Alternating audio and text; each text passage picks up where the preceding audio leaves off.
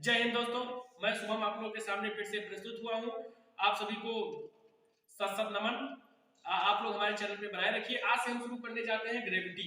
Gravity class 9th 11th NDA CDS air force navy मतलब और competitive exam में आते रहते हैं और कई बच्चों का डिमांड था, इसलिए ग्रेविटी पर वीडियो बनाना पड़ रहा है। आप लोग देखिए बेसिक कॉन्सेप्ट न्यूमेरिकल, इसमें सब लोग हम लोग देखने का प्रयास करते हैं। आप लोग लास्ट तक वीडियो को बनाए रखिए और डेली इस चैनल पर वीडियो आएगी। आइए देखिए बढ़िया ग्रेविटी होता क्या है। देखिए ग्रेविटी होता क्या है कि जैसे ग्रेविटी पहला नंबर देखिए एक प्रकार का फोर्स है, एक प्रकार का फोर्स है, वो भी अट्रैक्टिव फोर्स है। रिपल्स नहीं करता, ये वस्तुओं को रिपल्स नहीं करता है, अट्रैक्ट करता है अपनी ओर, अट्रैक्ट करता है अपनी ओर। तब आप कहेंगे कि जैसे एक मान लीजिए कि ये मार्कर है और ये डस्टर है, ये दोनों आपस में अट्रैक्ट क्यों नहीं करते हैं? तो इसका एक महत्वपूर्ण रीजन है, ये आपस में अट्रैक्ट कभी नहीं करेंगे क्योंकि यह एक दूरी की बड़ी परास के लिए संभव है। आप कहेंगे सर इसको छोड़ने पर नीचे गिर जा रहा है, ये देखो नीचे गिरता है ना, तो नीचे जब ये गिरता है तब आप लोग समझिए इसको, इसका मतलब इसकी वैल्यू क्या है, कैसे जी धरती पे काम करता है।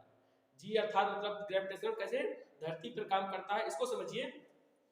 ग्रेविटेशनल फोर्स जो होता है वो केवल दूरी की एक बड़ी परास के लिए सत्य है, मतलब इसके लिए एक लंबी दूरी चाहिए। आप लोग कहेंगे कि जैसे देखो धरती तो पास में ही है, यहाँ से लगभग 1-1.5 मीटर ही है, तब ये क्यों खींच ले रहा है? तो उसका एक महत्वपूर्ण कारण है, उसका एक महत्वपूर्ण रीजन है कि क्यों अट्रैक्ट कर रहा है। एक रीजन है, इसका मेन रीजन है कि किसी भी वस्तु की दूरी उसके सेंटर से मापी जाती है। किससे मापी जाती है? सेंटर से मापी जाती है।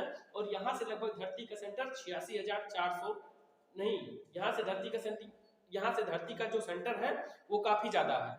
सेंटर जो है यहाँ से धरती का सेंटर और ये इस मार्कर, इन दोनों के बीच की दूरी काफी ज्यादा है, इसलिए यह इस वस्तु को आपस में अट्रैक्ट कर लेती है। तो इसी प्रकार ग्रेविटेशन वर्क करता है, यह एक प्रकार का अट्रैक्टिव फोर्स है। आप लोग इसको समझने का प्रयास कीजिए। एक हमारे वैज्ञानिक थे न्यूटन, न्यूटन न्यूटन इन्होंने बताया कि जो यफ होता है बल, बल जो होता है, जैसे ये एक वस्तु है, ये है, एक है ये m1 है, ये m2 है, इन दोनों के बीच की दूरी r है, ठीक है। तो जो बल होता है वो इन दोनों के प्रोपोर्शनल होता है। इक्वेशन फर्स्ट इसको मान लीजिए, क्या जो बल होता है, जो इन लोगों के बीच में बल लगता है, वो m1 और m2 के क्या इनटू के प्रोपोर्शनल होता है। और फिर जो बल होता है वो उसके बीच की दूरी के स्क्वायर के भी प्रोपोर्शनल होता है। ये बीच की दूरी r है, इसके स्क्वायर के भी प्रोपोर्शनल होता है। तब समीकरण 1 और 2 को जब हम मिलाते हैं, इक्वेशन 1 और 2 को जब मिलाएंगे, नहीं उसकी दूरी के ये इसके प्रोपोर्शनल होता है, ठीक है। और जब इन दोनों को मिलाएंगे तो हमारा m1 m2 बटे r स्क्वायर हो जाएगा। लेकिन जब हम इस प्रोपोर्शनल को हटाएंगे तो एक यूनिवर्सल कांस्टेंट g वर्क करेगा, एक यूनिवर्सल कांस्टेंट g वर्क करता है। तो f is equal to g into m1 m2 into r square. ये देखिए, ये ग्रेविटेशन का फॉर्मूला आपने न्यूटन ने दिया था। न्यूटन ने क्या बताया कि जो दो वस्तु आपस में अट्रैक्ट करती हैं, यह जो है उनके प्रोपोर्शनल होता है, डायरेक्टली प्रोपोर्शनल होता है। और जो दोनों वस्तु हैं जो अट्रैक्ट करती हैं, वो उनके बीच की दूरी के स्क्वायर के इनवर्सली प्रोपोर्शनल होता है। इस प्रकार से जी हमारा वर्क करता है। यहाँ पर जी क्या है? जी जहां पर क्या है? यूनिवर्सल कांस्टेंट है, यूनिवर्सल कांस्टेंट है। जहां हम आगे अभी जी के बारे में और ज्यादा अध्ययन करेंगे, जहां जी का हम जी की वैल्यू आपको बताते हैं सही से। ये देखो जी, जी क्या होता है? अच्छा आप लोग जानते होंगे F इज इक्वल टू क्या आया अभी? m1 m2 बटे r स्क्वायर। यहां से जी की वैल्यू जब निकालेंगे तो G is equal to f into r square upon m1 m2 हो जाएगा, ठीक है। इसकी वैल्यू होती है g is equal to 6.67 into 10 to the power minus 11। इसकी जी की, कैपिटल जी की वैल्यू कितनी होती है? 6.67 इंटू 10 टू पावर माइनस 11। और इसका वो यूनिट क्या होगा? यूनिट की बात हम लोग कर लेते हैं। इसका तो न्यूटन होगा, एफ का बल का न्यूटन, तो न्यूटन आर का दूरी का मीटर स्क्वायर, और ये मास है ना, मास का यूनिट क्या होता है केजी, और 2 केजी है तो अपन KG square, newton metre square पर केजी स्क्वायर, इसका मान होगा G = 6.67 × 10⁻11 न्यूटन मीटर स्क्वायर पर केजी स्क्वायर, इसकी वैल्यू होगी, G की वैल्यू होगी, ठीक है। और इसकी हम उसकी बात कर लेते हैं डायमेंशन की। डायमेंशन पूछा जाता है, डायमेंशन बोर्ड में भी अच्छा है, लेकिन एयरफोर्स नेवी जीडी यहाँ सब डायमेंशन पूछा जाता है। अच्छा देखिए इसका डायमेंशन कितना होगा, m/t-2 इसका डायमेंशन होता है, फोर्स का डायमेंशन होता है, r का डायमेंशन, r दूरी है ना, लेंथ दूरी है तो लेंथ स्क्वायर है तो स्क्वायर, और ये है मास, m2 है ना तो m2, क्या m2 ऊपर जब चला जाएगा, ये 1 है ये 2 है तो m-1 हो जाएगा, l 1 है, l 2 है, l 3 हो जाएगा, फिर t-2 है तो t-2 हो जाएगा, ये इसका डायमेंशन, m-3 l 3 t-2 इसका डायमेंशन हो जाएगा, इसकी वैल्यू हो जाएगी 6.67 × 10⁻11 न्यूटन मीटर स्क्वायर पर केजी स्क्वायर, ये जी की वैल्यू हो गई आपकी। अब हम जी के कुछ महत्वपूर्ण गुण को आप लोगों को बताने का प्रयास करेंगे, कुछ महत्वपूर्ण इसके गुण होते हैं, कुछ क्वालिटी होती है जी की, जो आपको हम दिखा रहे हैं। देखो जी की वैल्यू क्या होती है, जी की जो वैल्यू होती है, जी की वैल्यू होती है, उसके बीच में अगर कोई माध्यम आ जाए, जैसे देखो ये है, इसके बीच में कोई भी माध्यम हो फर्क नहीं पड़ता है, ठीक है। अभी जैसे ये फर्श है ना, फर्श पे भी पानी गिरा दे जिससे वाटर आ गया ना, देखो इस पिंड और उसके बीच में वाटर आ गया है ना, वाटर आ गया फिर भी अगर हम इसको छोड़ेंगे फिर भी नीचे ही गिरेगा, बीच में वाटर ले आए, कुछ भी ले आए, नहीं तो बीच में बेंच रख दें तो गिराएंगे तो बेंच के ऊपर गिरेगी, मतलब इसके बीच में कोई भी मीडियम आ जाए, मीडियम रोक नहीं पाएगा। जैसे ये एक है और ये एक है, ये ऑब्जेक्ट ये एक है, ये एक ऑब्जेक्ट है, इन दोनों को मिलने से कोई नहीं रोक सकता, बीच में कुछ भी आ जाए, ठीक है। तो आप लोग समझिए कि इसके बीच में माध्यम के आने से कुछ फर्क नहीं पड़ता है, ठीक है। और इन पिंड का आकार कोई भी, इनके आकार से भी फर्क नहीं पड़ता, एक बेंच को उठाओगे और छोड़ोगे वो भी नीचे गिरेगी, और एक रुई को या पत्ता को उठाओगे और नीचे छोड़ोगे वो भी नीचे गिरेगा, मतलब उसके आकार में, उसके बीच में माध्यम आ जाए, इन सब से कोई फर्क जी को नहीं पड़ता है। अब हम ग्रेविटेशन के कुछ एग्जांपल देख लेते हैं ग्रेविटी के। इसे gravitational law of Newton's gravitational law भी बोलते हैं, जो भी आपको बताए हैं, F=G×m1m2/r²। इसे न्यूटन का गुरुत्वाकर्षण का नियम भी कहते हैं, न्यूटन गुरुत्वाकर्षण का नियम, न्यूटन ग्रेविटेशनल लॉ, ओके। देखिए आप लोग कुछ क्वालिटी होती है, क्वालिटी क्या होती है, अभी आप सबसे पहले हम यही आप लोग क्वालिटी बताएं ग्रेविटेशन की, जैसे ये वस्तुओं को अट्रैक्ट करती हैं, इनके बीच में माध्यम आ जाए उससे कोई फर्क नहीं है, कोई भी बड़ा हो या छोटा हो सबको अट्रैक्ट करेंगी, और इसका जो बल होता है वो बल होता है, ये सेंट्रीफ्यूगल फोर्स है, सेंट्रीफ्यूगल फोर्स मतलब ये केंद्र की ओर लगता है, किसकी ओर लगता है, केंद्र की ओर लगता है, इसे केंद्रीय बल भी, हिंदी में केंद्रीय बल और इंग्लिश में सेंट्रीफ्यूगल फोर्स भी कहते हैं, ये इसके महत्वपूर्ण गुण हैं। अभी हम लोग पढ़ने का प्रयास करेंगे ग्रेविटेशनल एक्सेलरेशन, आगे देखते हैं।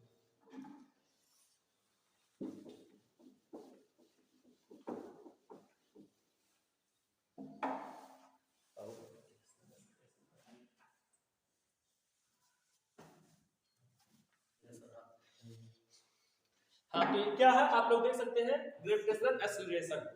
ग्रेविटेशनल एक्सेलरेशन क्या होता है आप लोग को बताने का प्रयास करेंगे। ये हमारा अर्थ है, क्या है, अर्थ है।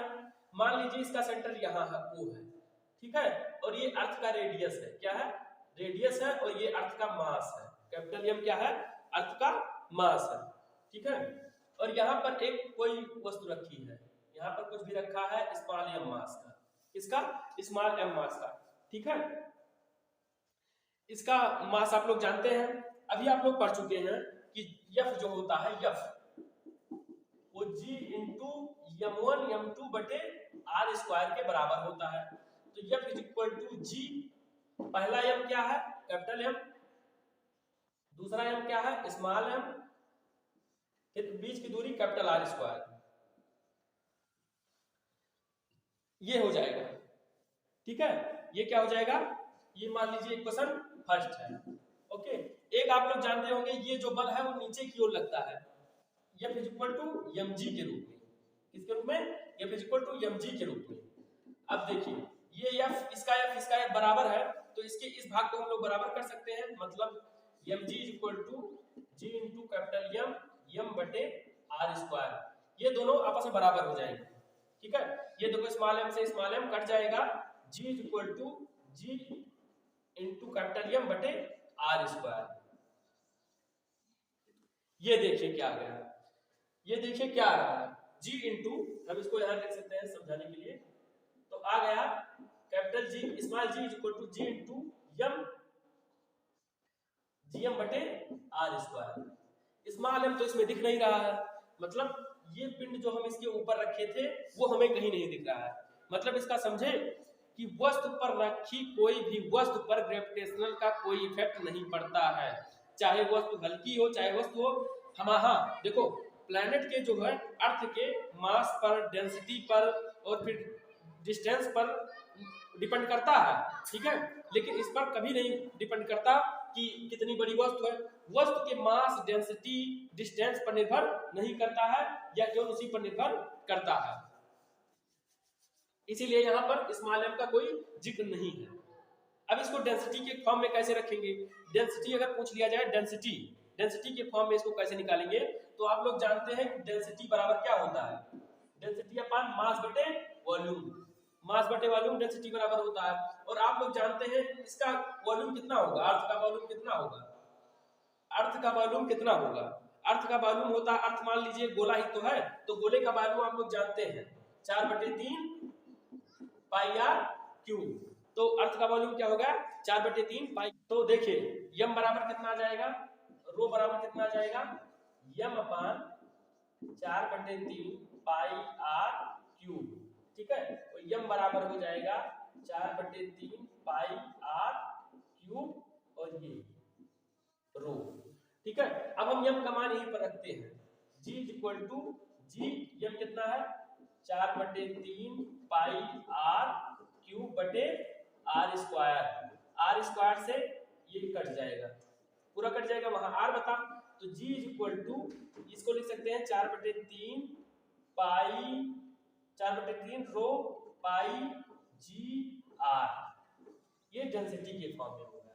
ये किसके फॉर्म में था, ये मास जब आपका वो दिया हो, जी दिया हो उसके फॉर्म में है, आर के फॉर्म में है, और जहां पर डेंसिटी दिया हो वो इसके फॉर्म में है, ठीक है। तो यहां से हम लिख सकते हैं, तो इसके फॉर्म में जो जी जो है वो इनवर्सली प्रोपोर्शनल होगा इसके स्क्वायर के, लेकिन यहां पर क्या है, जी डायरेक्टली प्रोपोर्शनल है आर के। फर्क देखिए, यहां पे जब डेंसिटी की बात करें, किसकी बात करेंगे, डेंसिटी की बात करेंगे, तो डायरेक्टली प्रोपोर्शनल होगा आर के, लेकिन जब डेंसिटी की बात नहीं करेंगे तो इनवर्सली प्रोपोर्शनल होगा आर के। ये देखिए इसमें डेंसिटी की बात की गई है नहीं, तो डेंसिटी की बात नहीं की गई है, तो आर जो है आर के इनवर्सली प्रोपोर्शनल है। कैसा प्रोपोर्शनल है, इनवर्सली प्रोपोर्शनल है, ठीक है। और यहाँ पर डेंसिटी की बात की गई है, डेंसिटी जो जी जो है वो आर के डायरेक्टली प्रोपोर्शनल है। इसी प्रकार से हम आगे बढ़ते हुए आगे देखते हैं, ये तो लगभग सबको समझ में आ गया होगा, क्या है, ये अर्थ है, डायरेक्ट डिवीजन थोड़ा सा कर देते हैं, ये अर्थ है, ये इसका ओरिजिन है, केंद्र है, सेंटर है, ठीक है, ये इसका रेडियस है, इसका मास, अर्थ का मास m है, यहाँ पे कोई वस्तु रखी है उसका मास स्मॉल m है, और यहाँ से यहाँ के बीच की दूरी कितनी है, r है। आप लोग पढ़ चुके हैं g is equal to f is equal to g into m1 m2 बटे r स्क्वायर, और g is equal to m2 m1 बटे r square, f is equal to mg, ठीक है। mg को यहाँ पर रखते हैं, m से m कैंसिल हो गया, g is equal to gm बटे r स्क्वायर, इसकी वैल्यू आ गई। इसकी वैल्यू आने के बाद यहाँ पर देखिए कि g is equal to gm बटे r स्क्वायर यहाँ से आ गया, तो इसके डेंसिटी क्या होता है, डेंसिटी घनत्व क्या होता है, घनत्व द्रव्यमान बटे आयतन होता है। तो धरती का आयतन कितना होगा 4/3 पाई आर क्यूब हो जाएगा, और यहाँ से m की वैल्यू आ गई, m की वैल्यू उठा के इसमें रख दीजिए, यहाँ पर डेंसिटी के पक्ष में इसका फार्मूला आ गया, ठीक है। तो मतलब सिंपल भाषा में समझ लीजिए कि अगर डेंसिटी की बात होगी तो जो हमारा स्मॉल जी है वो अगर डायरेक्टली प्रोपोर्शनल होगा आर के, उसके रेडियस के, प्लैनेट के रेडियस से, ठीक है। और अगर डेंसिटी की बात नहीं करेंगे तो इनवर्सली स्क्वायर के प्रोपोर्शनल होगा। इतना आप लोग समझ लीजिए। अब हम लोग आगे आगे चलते हैं, थोड़ा सा है मतलब थोड़ा सा कंपैरिजन हम बता देते हैं।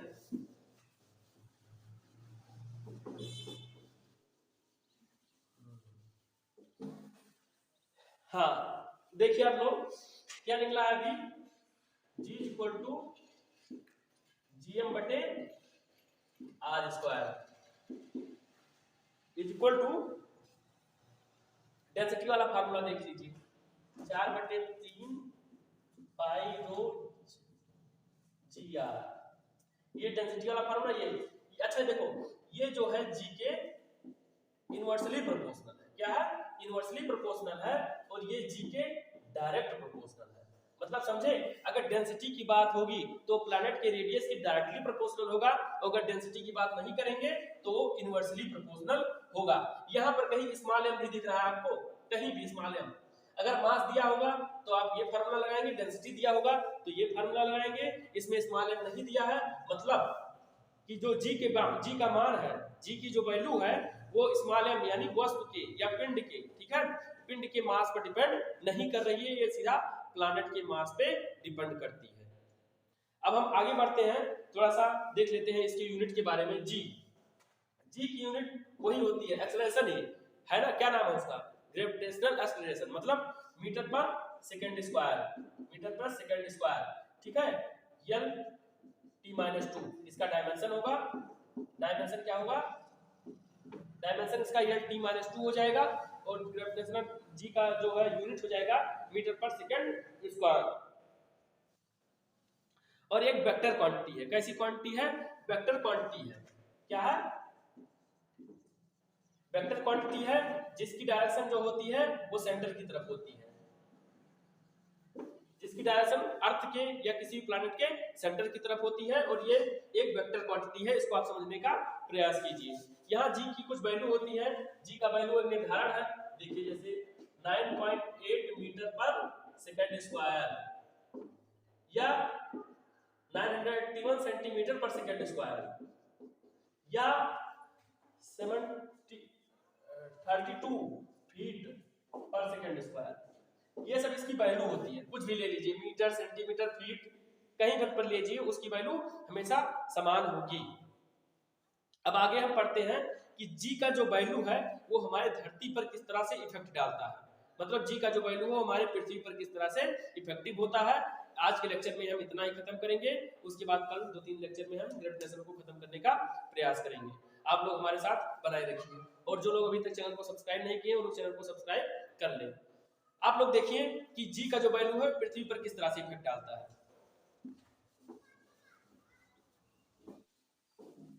हमारा अर्थ इलिप्स की तरह कुछ है, ऐसे है, देखिए इलिप्स, मान लीजिए अर्थ है, बना नहीं है सही से, तो ये क्या है, अर्थ है, अर्थ यहाँ सेंटर है, आप लोग जानते हैं, ये रेडियस है, क्या है अर्थ का रेडियस होता है, अर्थ का एक नॉर्मली रेडियस है 6400 किलोमीटर, ये अर्थ का रेडियस है, नॉर्मली रेडियस है, ठीक है।